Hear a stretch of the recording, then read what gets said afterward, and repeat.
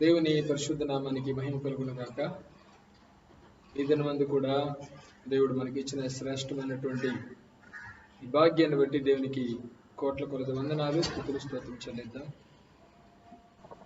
మరి లాక్డౌన్ సందర్భంలో దేవుని బిడ్డలమైన మనము కలిసి దేవుని ఆరాధించలేకపోయినప్పటికీ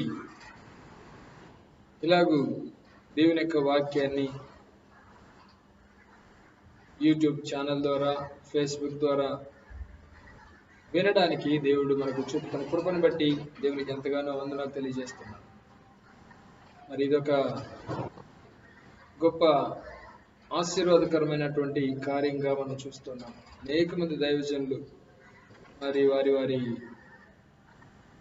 సంఘ బిడ్డలకు, అలాగే సర్వ ప్రపంచంలో ఉంటున్నటువంటి దేవుని ప్రజలకు కూడా ఈ యొక్క సోషల్ మీడియా ద్వారా దేవుని యొక్క వాక్యాన్ని బోధించడానికి, దేవుని యొక్క వాక్యాన్ని ప్రకటించడానికి చాలా గొప్ప మరి ఆశీర్వాదకరమైనటువంటి విషయంగా మనం ఈ యొక్క సోషల్ మీడియాను మనం చూస్తున్నాం. ఇక కొన్ని దినములకు దేవుడు మరలా మనకు పరిస్థితులన్నిటిని అనుకూలపరిచి సంఘముగా, సమాజముగా కూడడానికి దేవుడు మనకు కృప చూపునుగాక. ఏది ఏమైనా దేవుని బిడ్డలారా, ఇలాంటి తరుణాలు మరలా మనకు దొరకవు. ఇప్పుడు మనం గమనించినట్లయితే ఉద్యోగాలు లేవు, అనగా ఉద్యోగాలకు వెళ్ళడానికి అవకాశం లేదు. అలాగే బయట షికార్లకు, షాపింగ్లకు, హోటల్స్కు, బంధువుల దగ్గరికి, ఆయా మరి దూర ప్రాంతాలకు ప్రయాణం చేయలేనటువంటి పరిస్థితుల్లో ఉన్నాం. ఒక మాటలో చెప్పాలంటే మరి ఇంట్లోనే లాక్డౌన్ అయిపోయినాం. దేవుడు మనకు అనుగ్రహిస్తున్నటువంటి ఈ సమయాన్ని మనం ఎంతగానో మనం సద్వినియోగం చేసుకోవాల్సిన వారమై ఉన్నాం. దేవుడు మనకిచ్చినటువంటి యొక్క మంచి సమయాన్ని మన ఆత్మీయ జీవిత ఆశీర్వాదం కోసం, క్షేమం కోసం దేవుని బిడ్డలారా మనము ఉపయోగించుకున్నట్లయితే తప్పకుండా రాబోయే దినాల్లో ఈ సమయంలో మనం ఎలాగైతే మనం ఉపయోగించుకుంటామో రాబోయే దినాల్లో ఆ సద్వినియోగం చేసుకున్నటువంటి సమయాన్ని సద్వినియోగం చేసుకున్నటువంటి అనుభవాన్ని బట్టి మనకెంతగానో ఒక దీవెనకరంగా, ఆశీర్వాదకరంగా, మేలుకరంగా మనం దాన్ని అనుభవించగలం. ఈ సమయాన్ని మనం సద్వినియోగం చేసుకోకుండా దుర్వినియోగం చేసుకున్నాం అనుకోండి, మరలా ఇలాంటి సమయం మనకు దొరకకపోవచ్చు, ఇలాంటి సమయం మనకు అనుకూలించకపోవచ్చు. కనుక దేవుని బిడ్డలారా, దొరుకుతున్నటువంటి సమయాన్ని, ఈ దినాలను మరి వ్యర్థంగా మనం గడపక ఆత్మీయ క్షేమం కోసం, ఆత్మీయ ఎదుగుదల కోసం, ఆత్మీయ పురోభివృద్ధి కోసం ఈ సమయాలను మనం ఉపయోగించుకోవాలని దేవుని నామం పేరిట మొదట మనవి చేస్తున్నాం. చిన్న ప్రార్థన చేసుకుని దేవుని యొక్క వాక్యాన్ని మనం ధ్యానించుకుందాం. మా జీవము కలిగిన దేవా, జీవాధిపతి, మీకు కోట్ల కొలది వందనాలు, స్తుతులు, స్తోత్రం చెల్లిస్తున్న రాజా. గత కొన్ని దినములుగా మేము బయటికి వెళ్ళలేని పరిస్థితి, ఆయా ప్రాంతాలకు, మా స్నేహితుల దగ్గరకు, బంధువుల దగ్గరికి, పరిచర్లకు కూడా దూరంగా మేము వెళ్ళలేనటువంటి పరిస్థితులు, అనేక మంది బిడ్డలు ఉద్యోగాలకి వెళ్ళలేనటువంటి పరిస్థితులు. వీటన్నిటిలో దేవ మాకు ఇస్తున్నటువంటి సమయాన్ని ఎలా సద్వినియోగం చేసుకోవాలో ఈ సమయం ముందు మాతో మాట్లాడమని ప్రార్థిస్తున్నాం. దేవా, నన్ను సమయాన్ని సద్వినియోగం చేసుకోకపోతే వారు అజ్ఞానులు అని వాక్యంలో రాయబడింది. మేము అజ్ఞానులుగా కాక జ్ఞానులముగా సద్వినియోగం చేసుకుని రాబోయే దినాల్లో మా ఆత్మీయ జీవితాల మేలుల కోసం, అనేక మందికి ఉపయోగకరమైన పాత్రలుగా మారడానికి కోసం ఈ సమయాన్ని మేము సద్వినియోగం చేసుకోవడానికి కృప దయచేయండి. ఒకసారి సమయం పోతే మళ్ళీ తిరిగి రాదు.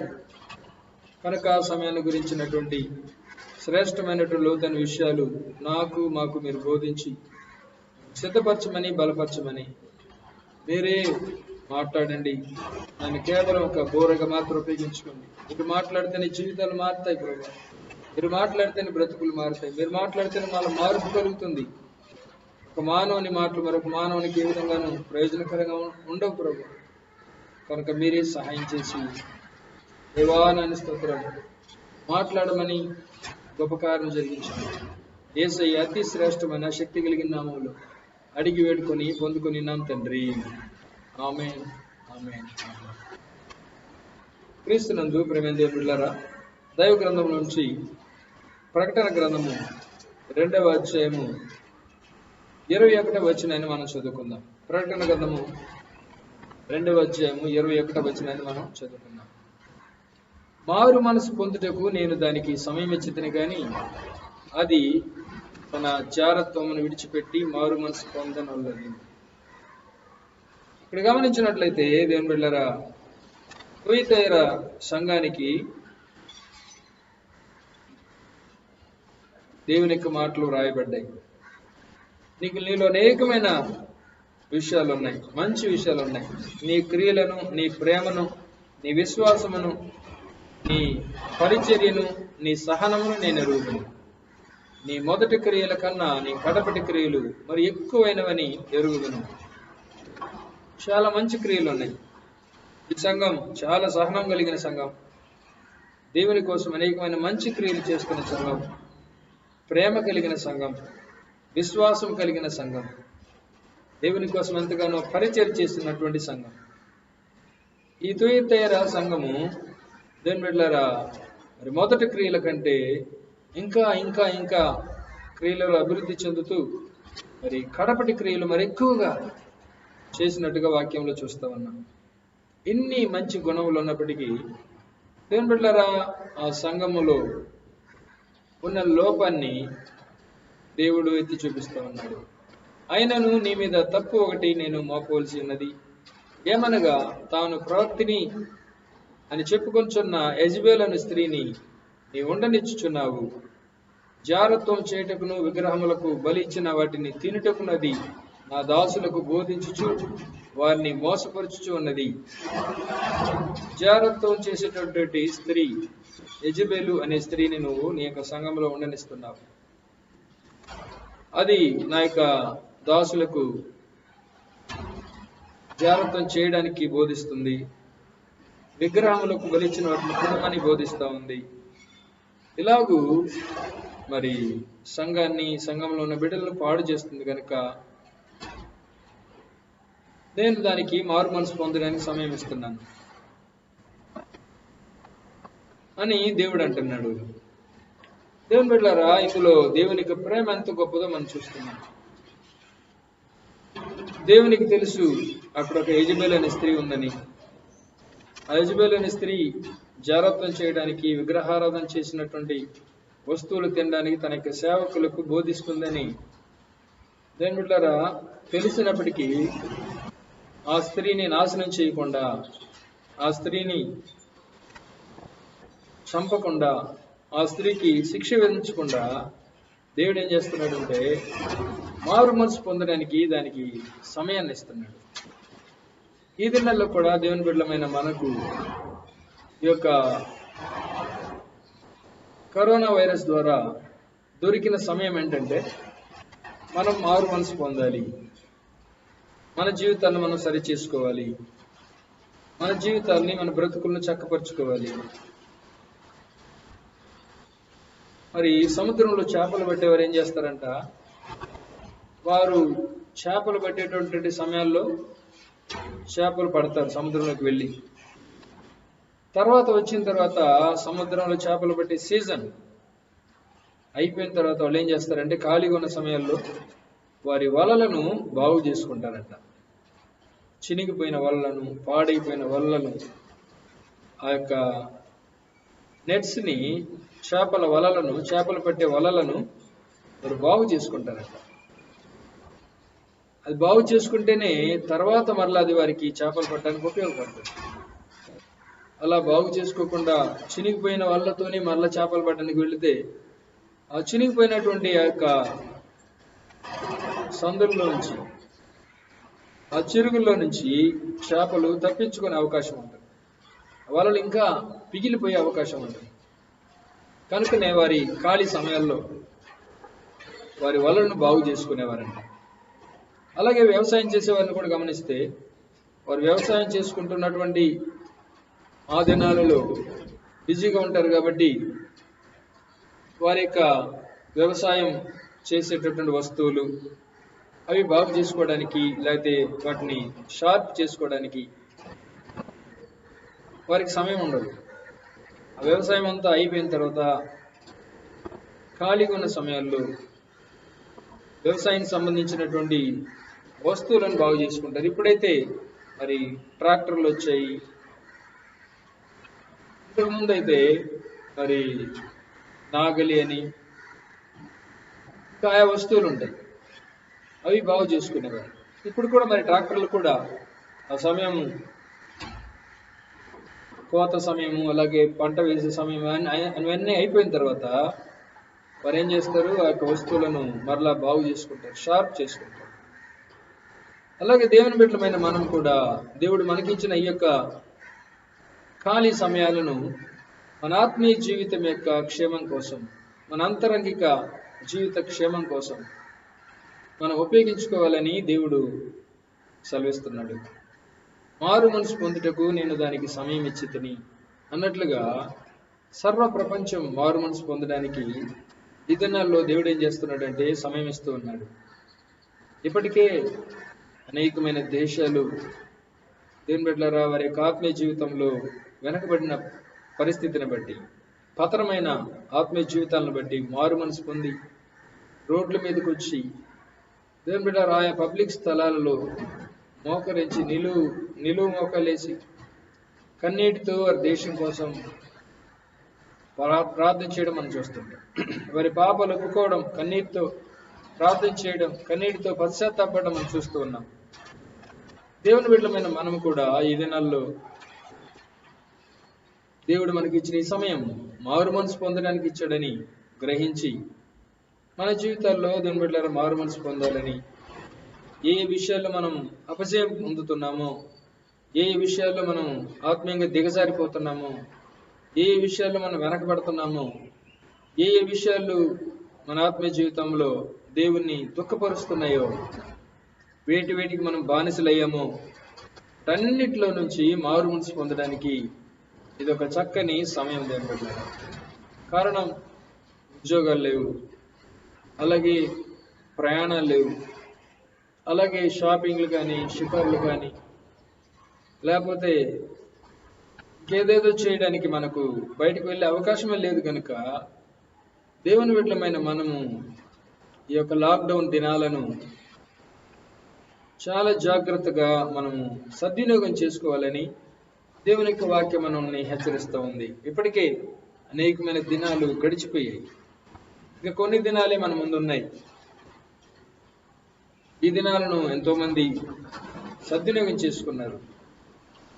ఆయా సమయాల్లో ప్రార్థనలకు సమయాన్ని కేటాయించి ప్రార్థన చేస్తున్నారు, దేవుని వాక్యాన్ని ధ్యానిస్తూ ఉన్నారు. దేవుని యొక్క వాక్యాలు యూట్యూబ్లోను, ఫేస్బుక్లోను, అలాగే టీవీల్లోనూ దైవజనులు చెప్తుండగా శ్రద్ధగా వింటూ ఉన్నారు. దేవుని బిడ్డలారా, దేవుని యొక్క మాటలు అవి జీవం కలిగినవి కనుక, అవి బ్రతికించేవి కనుక ఆ మాటలు మనం వినడానికి మన సమయాన్ని మనం కేటాయించాలి. విన్న వాక్యము మన అంతరంగ జీవితంలో క్రియ చేయనట్లుగా ప్రభు సన్నిధిలో పశ్చాత్తాపడి ప్రార్థన చేయాలి.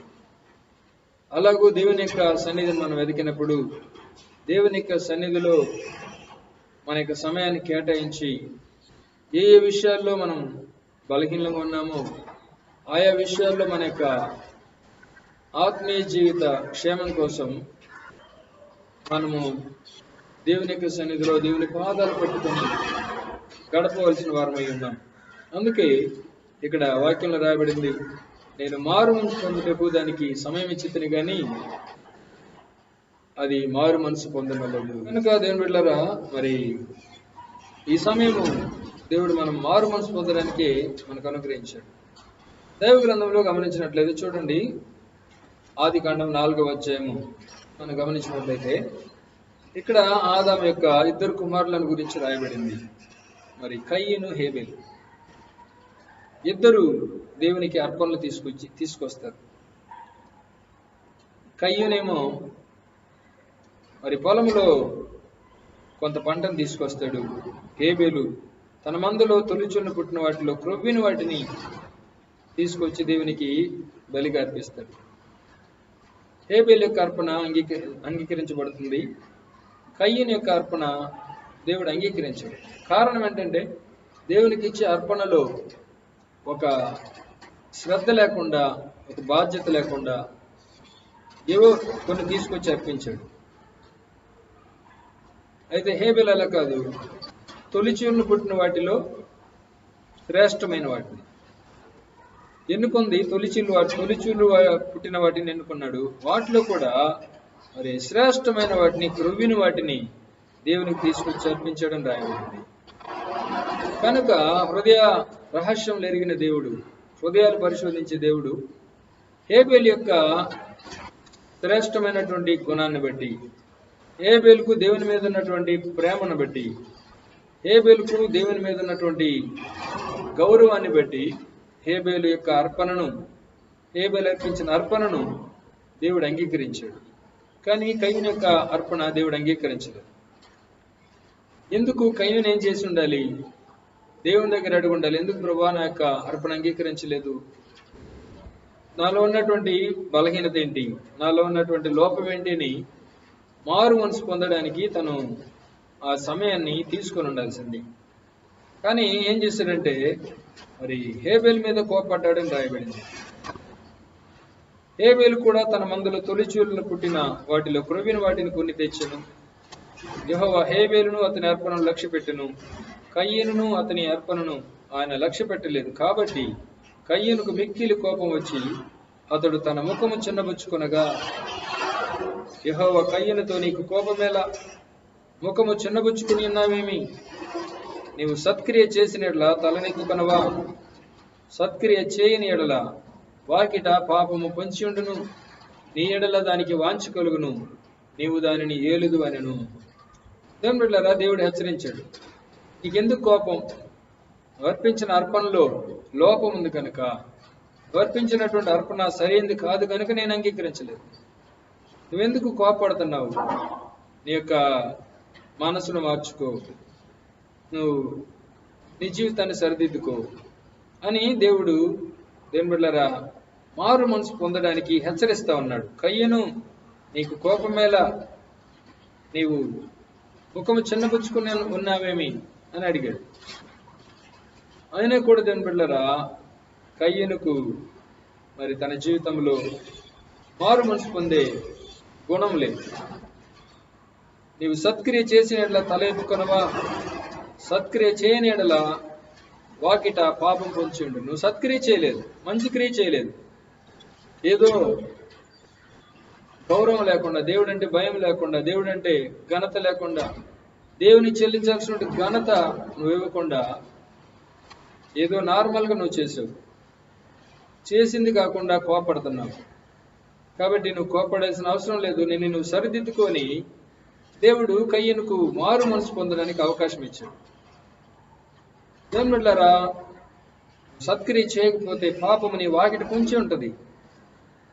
ఆ పాపము నిన్ను ఏలుతుంది, ఆ పాపము నిన్ను పట్టుకుంటుంది అని దేవుని బిడ్డలారా దేవుడు హెచ్చరించాడు.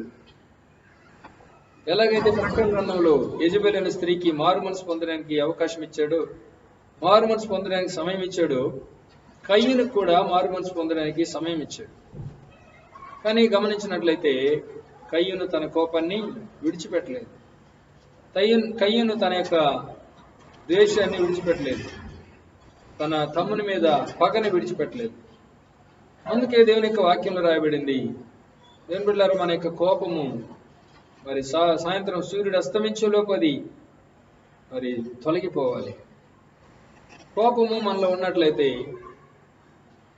అది నానా విధమైనటువంటి దుష్ట కార్యములకు అది దారితీస్తుంది. కోపపడుడు గాని పాపము చేయకుడి అని వాక్యంలో రాయబడింది. దాని అర్థం ఏంటంటే కోపము మనల్ని పాపం చేయడానికి నడిపిస్తుంది అని అర్థం. దేవుడు కయ్యనుకు సమయం ఇచ్చాడు, మారు మనసు పొందడానికి, పశ్చాత్తాపడడానికి సమయం ఇచ్చాడు, తనలో ఉన్న కోపాన్ని తీసివేసుకోవడానికి సమయం ఇచ్చాడు, మరలా మంచి శ్రేష్టమైన బలిని చెల్లించడానికి సమయం ఇచ్చాడు. కానీ దేని బిడ్డలారా, కయ్యనుకు అది అర్థం కాలేదు. తన తమ్ముని మీద కోపం తగ్గలేదు, తన తమ్ముని మీద పగ అలాగే ఉంచుకున్నాడు. తర్వాత ఏం చేశాడంటే, కయ్యూను తన తమ్ముడైన హేబేలుతో మాట్లాడాను. వారు పొలంలో ఉన్నప్పుడు కయ్యూను తన తమ్ముడైన హేబేలు మీద పడి అతన్ని చంపాను. ఇవన్నీ కూడా ఆదికాండం 4వ అధ్యాయం మొదటి నుండి మనం చదివితే ఉంటుంది. దేవుని బిడ్డలారా, కోపాన్ని తీసివేసుకుని ఉంటే మరి నా యొక్క అర్పణ నువ్వు అంగీకరించాలని నేనేం చేయాలి చెప్పు ప్రభు అని ప్రభు దగ్గర తను మనసు మార్చుకుని ఉంటే దేవుని బిడ్డలారా తగిన సహాయం దేవుడు చేసి ఉండేవాడు. అయితే కయ్యను ఏం చేశాడు, ఆ కోపం అలాగే ఉంచుకున్నాడు, తమ్ముని మీద పగన అలాగే ఉంచుకున్నాడు. అలా ఉంచుకొని తన తమ్ముడు ఒంటరిగా ఉండగా చూచి తన తమ్ముని మీద పడి చంపేశాడు.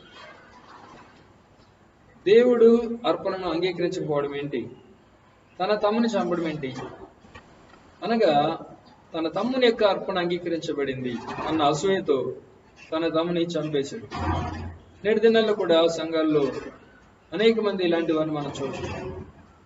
ఎవరైనా బాగా ప్రార్థన చేస్తే అసూయ, దేవుని కోసం వాడబడితే అసూయ, దేవునికి మంచిగా కానుకలు ఇస్తే అసూయ, దేవుని కోసం ఏదైనా చేయాలని మరి తపన ఆశ కలిగిన వారిని చూస్తే అసూయ.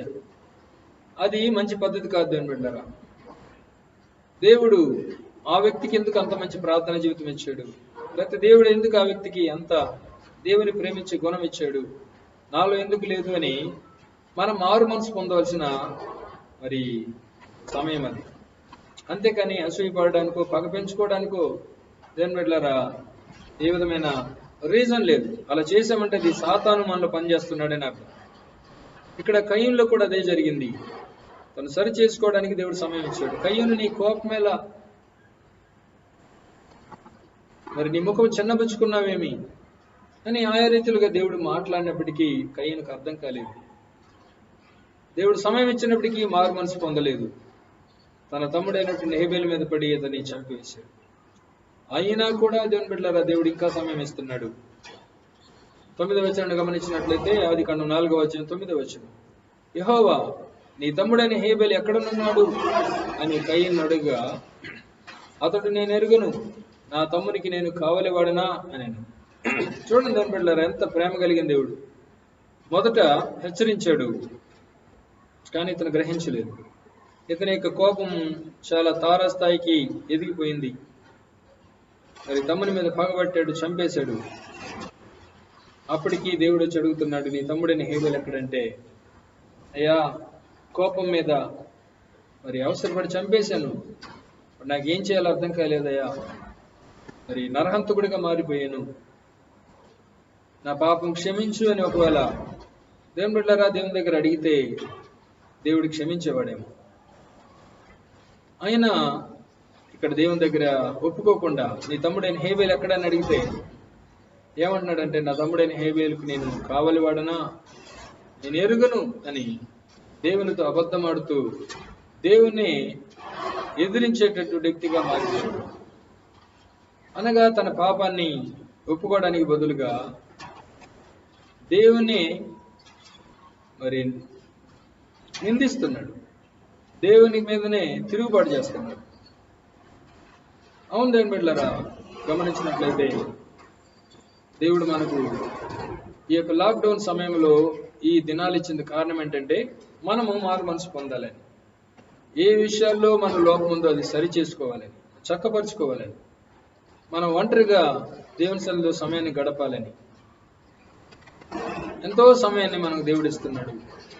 కొన్ని గంటలు వ్యక్తిగత ప్రార్థనలు, వ్యక్తిగత దేవునితో మరి సంబంధం కలిగి దేవుని చేత మనం దేవుని బిడ్డలారా ఒక గ్రహింపును పొంది దేవుడు మనకు ప్రేరేపణిస్తుండగా మన యొక్క బలహీనతలను, బుద్ధిహీనతలన్నింటిని ఒప్పుకోవడానికి ఇది మంచి సమయం.